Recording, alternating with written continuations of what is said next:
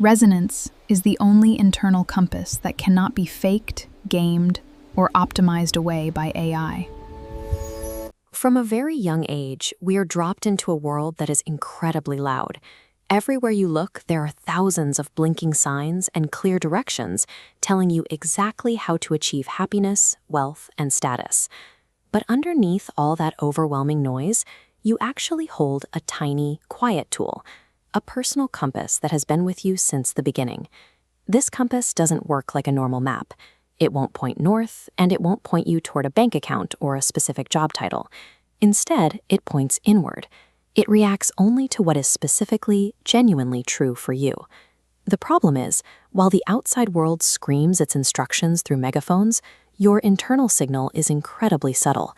It's a whisper. And throughout our lives, we are systematically trained to ignore that whisper. When our internal sense says one thing, but a teacher, a boss, or society says another, we are taught to follow the loud external authority. We spend decades perfectly memorizing what the world tells us we should want, and in doing so, we completely forget how to read our own compass. So we follow the neon arrows. We push ourselves up steep, difficult paths because everyone around us agrees that a specific reward at the top will make us happy. And sometimes you actually reach the top. You do exactly what you were supposed to do.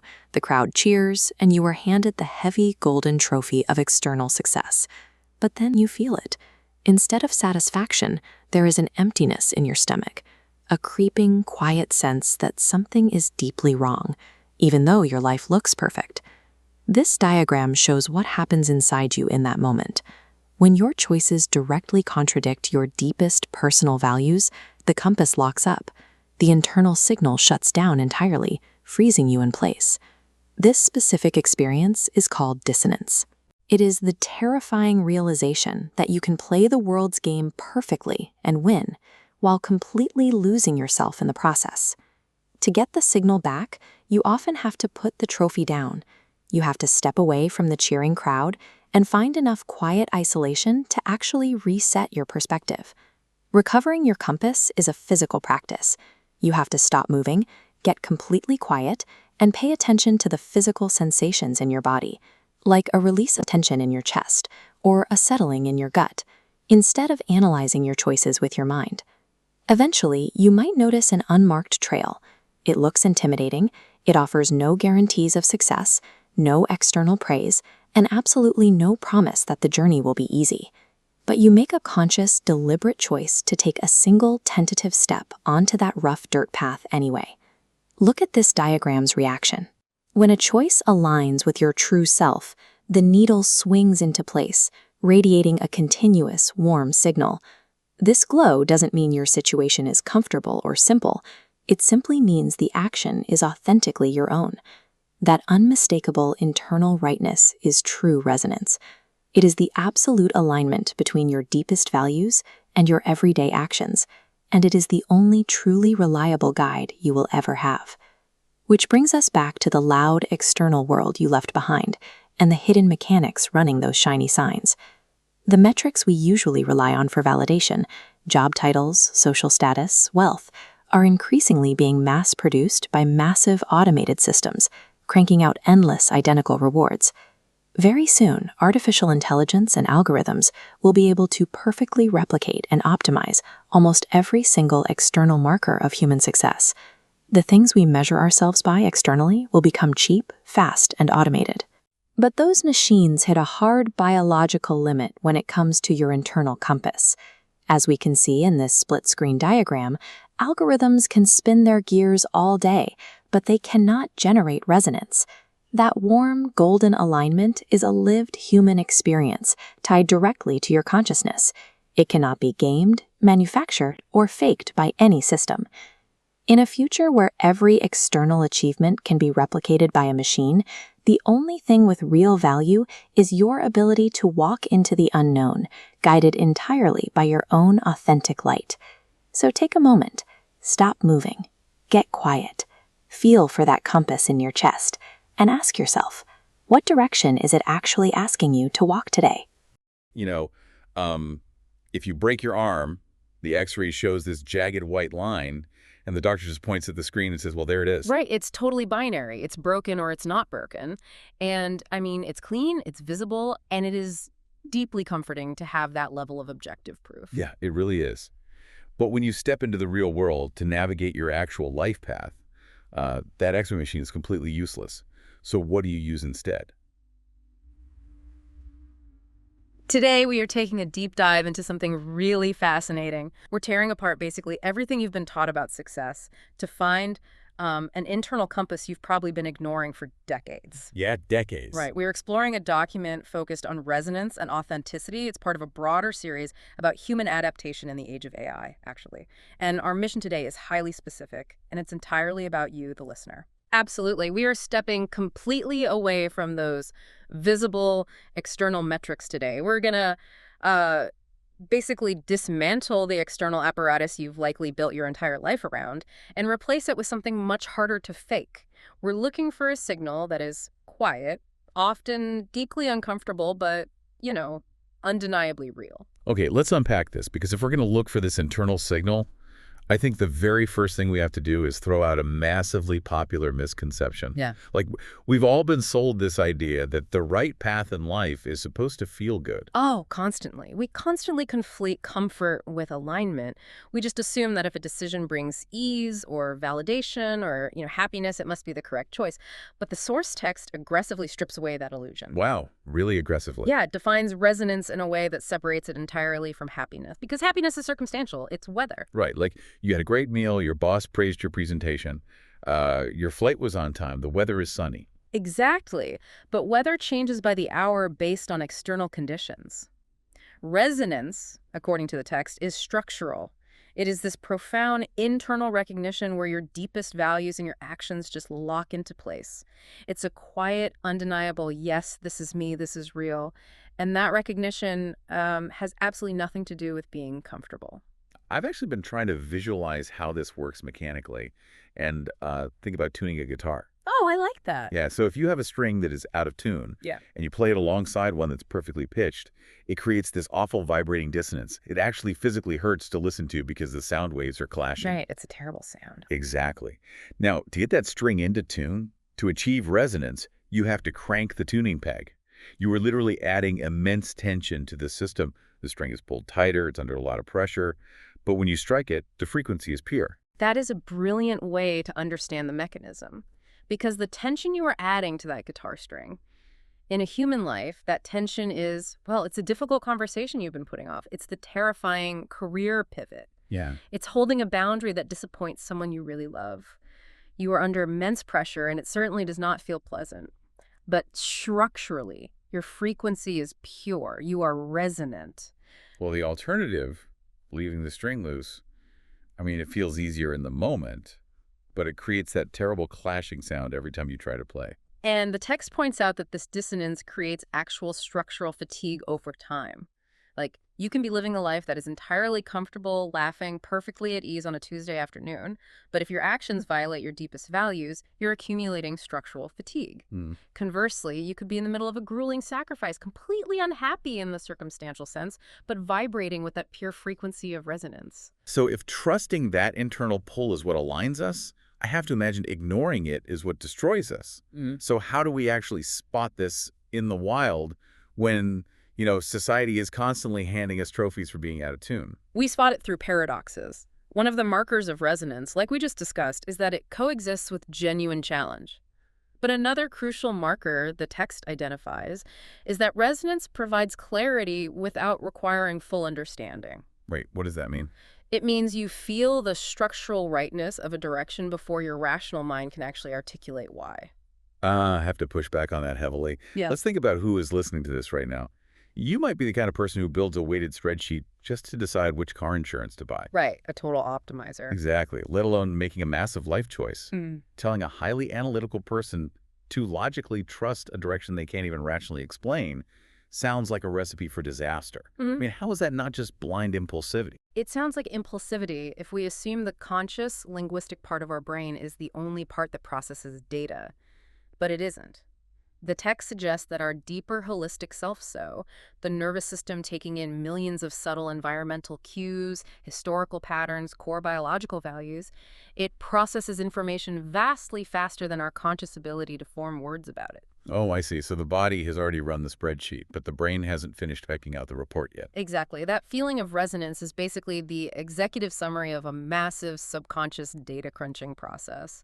Trusting that isn't irrationality. It's recognizing that your logical mind is sometimes the last to know what your deeper self has already figured out. Wow. Yeah, the coherence is about ownership. You can fail at something, completely mess it up, but still feel resonance because the attempt was authentically yours. That brings a really dark question to mind, actually. What happens to a person who builds a life entirely on external data? Like the spreadsheet says, take the high-paying job, so they do. The metrics say, buy the bigger house, so they do. What does dissonance feel like at that extreme level? The source text highlights two incredibly painful concepts here. Success that feels like failure and achievement that feels like loss. That's heavy. It is. Dissonance at that level is when your external life looks absolutely perfect on paper, but internally you are just completely hollowed out. Success that feels like failure. I mean, you win the award, you hit the income bracket, and instead of satisfaction, you just feel despair. Because you've just proven to yourself that you can successfully dedicate your life to a game you don't even want to play. You have mastered the art of doing well at the wrong things. And every time you achieve something in that false direction, the cognitive dissonance widens. You're moving further away from your true self, but, everyone around you is clapping. Here's where it gets really interesting, though. If we zoom out from the personal and look at the macro landscape, we have to ask why this subjective internal alignment matters so intensely right now. And the source frames this entirely within the context of the AI age. We are living in a world where everything external is actively being optimized and automated away. If we connect this to the bigger picture, this is the existential core of the argument. Think about the metrics we just mentioned. Salaries, job titles, social status, follower counts, efficiency ratings. All the stuff we tracked. Right. These are all external frameworks. The current global market system heavily rewards people for optimizing these metrics because a person chasing a metric is predictable. They are a reliable node in an economic machine. But the text argues that large language models and advanced market forces are coming for all of those predictable nodes. Yes. Because if your value is based entirely on how efficiently you optimize a task or achieve a visible metric, well, the market will always find a cheaper, faster way to produce that outcome. Yeah, that makes sense. Your job function can be automated. Your specific, hard-earned technical skills can and will be replicated by systems that don't sleep, don't need healthcare, and don't experience burnout. Right, so if your entire identity is built on those external metrics, you are essentially building a massive, flashy mansion right on the edge of an eroding cliff face. And the cliff is the inevitable advance of AI and automation. Ooh, a mansion on a cliff. I like that. Yeah, it looks great for a while, right? The architecture's stunning, everyone drives by and admires your success, but the ground is literally falling away beneath it. The algorithms are eating the cliff. And if you stay in that mansion, you go down with it. The market optimization process is completely indifferent to your external success. Which means resonance is the only viable alternative. It's building your life on solid bedrock. I mean, it might just be a humble cabin. It might not look as impressive to the people driving by on the highway, but it's the only foundation that won't wash away in the storm. Exactly, because resonance is a lived, conscious experience. It is the one thing that cannot be automated. An AI can write a beautiful piece of code, it can generate a perfect legal brief, but it cannot experience the somatic, bodily sensation of alignment. That's a great point. You can fake external success to other people, you can construct an elaborate persona, but you absolutely cannot fake resonance to yourself. The dissonance is always there, waiting for you in the quiet moments when the laptop closes. Resonance is the only uncorruptible signal you possess. But if this signal is our bedrock, like our only unautomatable compass, why is it so incredibly hard for us to hear it? I mean, why do so many capable, intelligent people feel completely lost? Because of systematic silencing. We were not born disconnected from this signal. The text details how from early childhood, straight through our education system and into our corporate careers, we are subjected to a massive psychological conditioning program. Right. We are trained to override our quiet internal signal in favor of loud external measures. It's basically a massive skitterbox. We learn to ignore our own curiosity because it isn't on the rubric. The grades, the gold stars, the quarterly performance reviews. Every single time your internal resonance said one thing, maybe an urge to paint or a fascination with bugs in the dirt, but the external measure, like a standardized test score or a parent's approval, pointed towards something else, you were systematically rewarded for choosing the external measure. Wow. Your dopaminergic system was literally rewired to seek validation outside of your own body. And you do this thousands of times. Over and over, you learn to doubt your own frequency. So by the time we are adults sitting in a cubicle, the override is so automatic we don't even know a choice is being made. We just throw our hands up and say, I don't know who I am anymore. The compass isn't broken. It is just buried under decades of neurobiological noise. Okay, so how do we actually dig it out? If someone is listening to this right now, how do they practically begin the process of recovery? Because, you can't just tell someone to listen to their heart. That's way too vague. The source is very practical about this, actually. You have to stop analyzing and start listening to your body. Resonance is somatic before it is cognitive. Okay, let's walk through a concrete scenario. Imagine you are sitting at your desk. An email pops up. It's a promotion.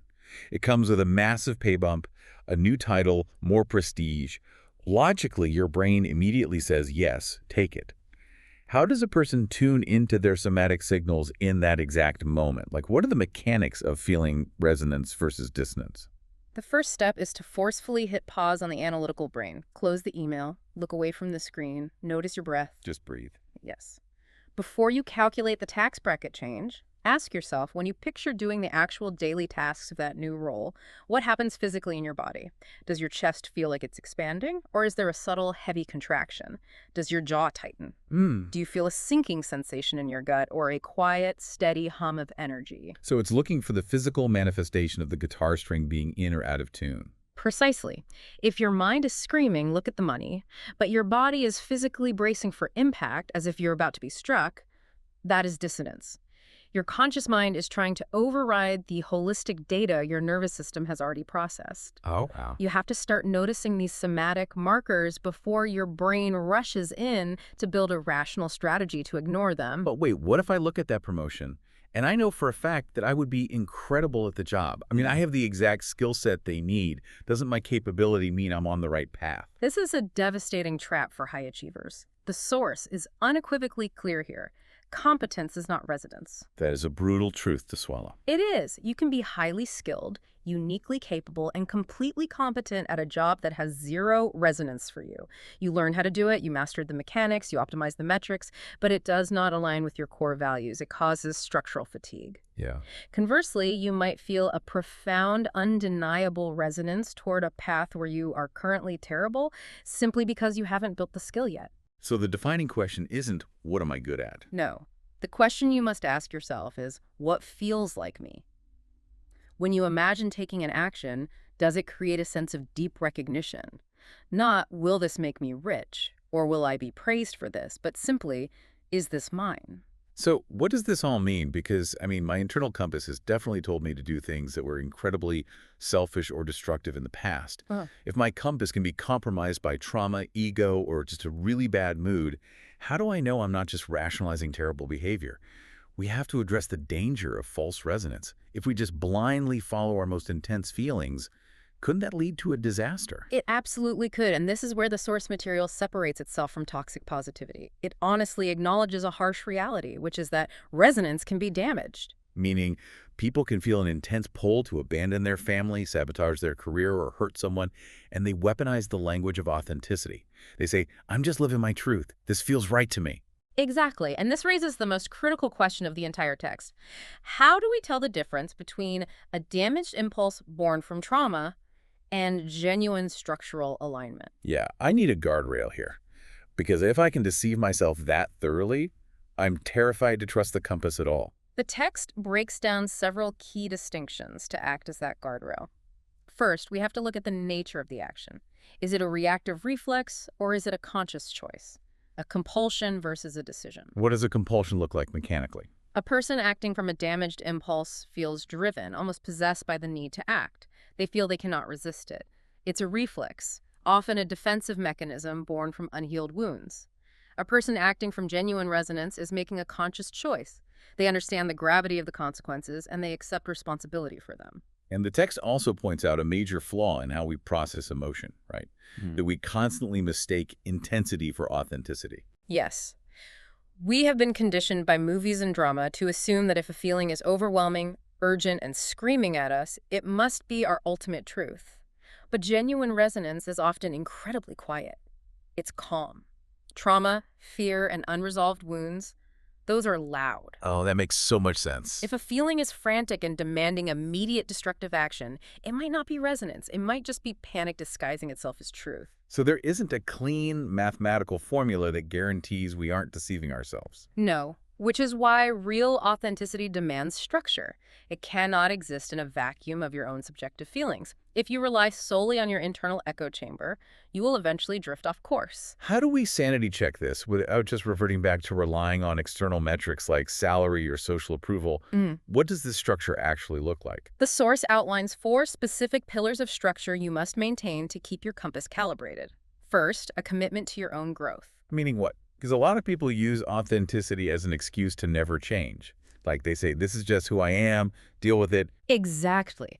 If your sense of resonance is constantly telling you to stay perfectly comfortable, avoid all challenges, and never evolve, that is a massive red flag. True resonance pushes you toward dynamic growth, not static complacency. Okay, got it. The second pillar is the humility to be wrong. Like the willingness to admit you misread the map entirely. Yes. If you aren't willing to question your own internal signal, you have turned it into an ego shield, not a compass. You have to hold your convictions with a loose grip. The third pillar is accountability to others. This is the social guardrail. Genuine resonance does not exist in isolation. We are relational beings.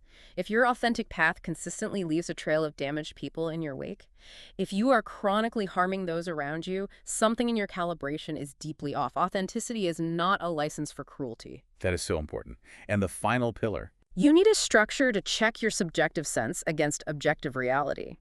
This means inviting trusted, wise people into your inner circle. A mentor, a therapist, a deeply honest friend.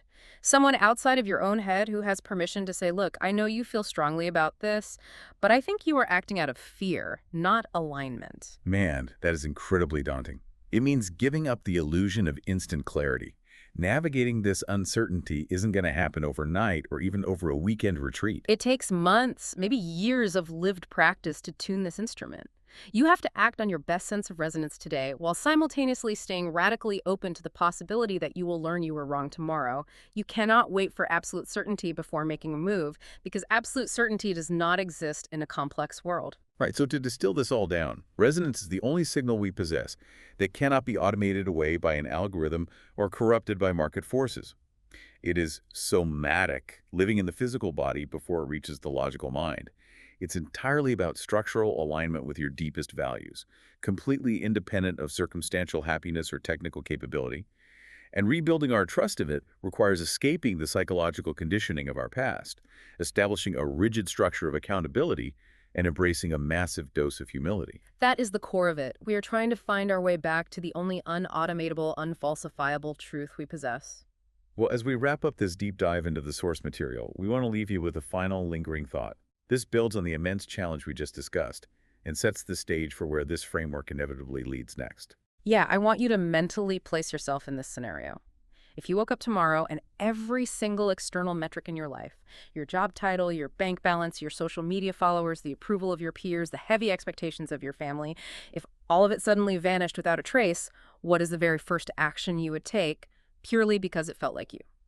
Wow. And if you can't answer that question right now, what does that tell you about the compass you're currently following?